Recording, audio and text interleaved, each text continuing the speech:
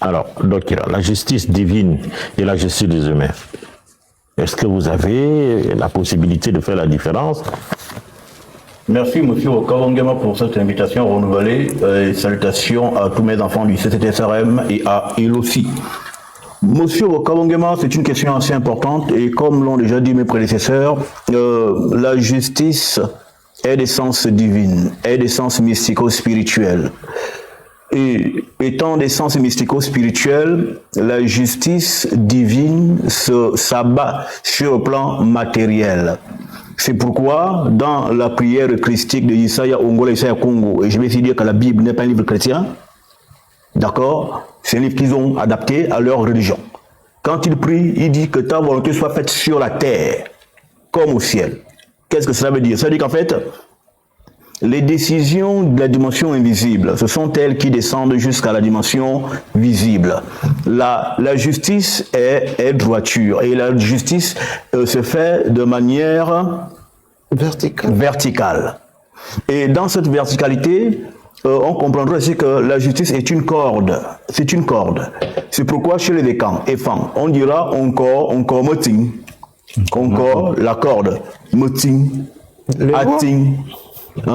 Ati, il est attaché, c'est un nœud, dans la corde des nœuds.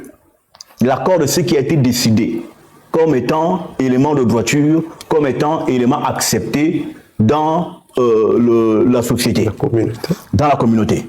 Et donc, la justice est d'abord essence mystico-spirituelle, comme je viens de le dire. Et Tariyo est justice. Le bien et le mal sont justice. Ce sont les deux réunis qui font la justice, le bien et le mal.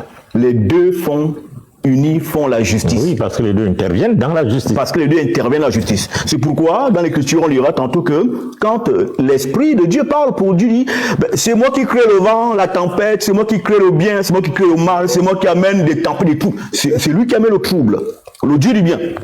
Et c'est également le Dieu qui trouble les hommes. Le même Dieu qui fait le bien. Et le même Dieu qui délègue des démons pour aller perturber Saoul. On dit, et un démon de Dieu, Allah sur Saül, le perturbé, un démon de Dieu. Voilà. Comment Dieu qui est si bon, il est positif, les démons seraient, d'après le logiciel mental chrétien, des petits esprits de sous-quartier qui l'emmerderaient. Lui-même aussi, il n'a pas encore les sous-quartiers rechercher les mêmes démons pour venir emmerder ou faire justice pour lui. C'est parce qu'en fait, toute la vibration, qu'elle soit du haut ou qu'elle soit du bas, est au service du non-vibrant, c'est-à-dire de Tare et de Naneyo, qui se tiennent au-delà de la dimension vibrante. Et la justice, pour mieux la comprendre, est un esprit. C'est une dimension de conscience. C'est pourquoi quand vous irez dans le livre d'Ésaïe que je vais ici vous lire, 46, verset 13, j'ai rapproché ma justice. C'est-à-dire que la justice est rapprochée. Ce n'est pas Dieu qui s'approche, c'est la justice de Dieu qui s'approche. Parce que la justice, c'est un esprit, c'est une entité. Et même dans notre tradition, la justice est une entité, c'est un esprit. Quand dans nos sociétés traditionnelles, on avait des choses de la justice à faire valoir, donc on mettait le gui, c'est un esprit qui venait sanctionner, juger le problème dans le peuple. C'était pas Dieu qui venait et puis qui parlait aux gens, c'est un esprit, l'ongui. Parce que c'est un esprit qui, effectivement, est chargé de justifier les hommes et les femmes. Donc, la justice, au sens qu'il y aurait une partie qui va en enfer, une autre qui va au paradis, tout ça, ce sont des histoires qu'on raconte aux enfants tard la nuit quand on a envie de se retrouver entre adultes. Voilà. Et quand on a envie de se retrouver entre adultes, quand le bon, l'homme a bombé et bigan, des choses bizarres pour les faire fuir qu'ils aillent dormir. Ça n'existe pas. Dieu est bon et Dieu est mauvais. Il est les deux à la fois. Et dans les deux, il se retrouve. Celui qui cherche Dieu dans le bon, il le trouve. Dans le mal également, il le trouvera. Il est bon et mauvais à la fois. C'est pourquoi, il faut le dire ici, quand vous avez là la conscience du bien et du mal, mais il existe avant que le soi-disant péché ne soit commis. Comment il existe déjà le mal avant le péché? Avant le péché. Voici la conscience du bien et du mal. Mais on n'a pas encore péché. Mais pourquoi il y a déjà un arbre du mal ici? Mais c'est parce que c'est une dimension de conscience. C'est la dimension des vibrations basses, des dimensions moindres. Et c'est à la rencontre des dimensions basses et moindres avec les supérieures, c'est ce milieu-là, qui est la dimension de l'équilibre rencontré entre le mal et le bien, qu'on appelle la justice. Et elle existe dans nos coutumes, dans nos traditions, telles qu'on vous l'explique là, et non dans un prisme chrétien qui voudrait qu'on soit dans deux rangs, les cabris et les moutons. Non, non, pas du tout. Il n'y a pas de ciel et l'enfer. Alors, le ciel, qu'est-ce que c'est? Le ciel est une dimension de conscience. Nous sommes au ciel ici, monsieur Bokabangema. Hein? Nous sommes dans une dimension de conscience ici. L'enfer, c'est quoi? L'enfer, monsieur Bokabangema. Mais l'enfer, c'est le séjour des esprits, le séjour des morts. Et au séjour des morts, on dort. Hein? On dort. Comme c'est écrit dans Ecclésiaste, on dort. Mais qui sont ceux qui dorment? Mais ce sont ceux qui, de leur vivant, n'ont pas été de la vibration de notre calibre, par exemple. Moi, quand je me dématérialiserai, je serai toujours existant et conscient. C'est pourquoi dans l'Apocalypse, vous avez des morts qui parlent. Hein? Vous avez Abel aussi qui parle. Et pourtant, on dit que les morts sont morts, il n'y a pas de souvenir, c'est fini pour eux. Mais comment on a des morts qui se trouvent à parler et à demander justice? Parce que c'est des consciences évoluées.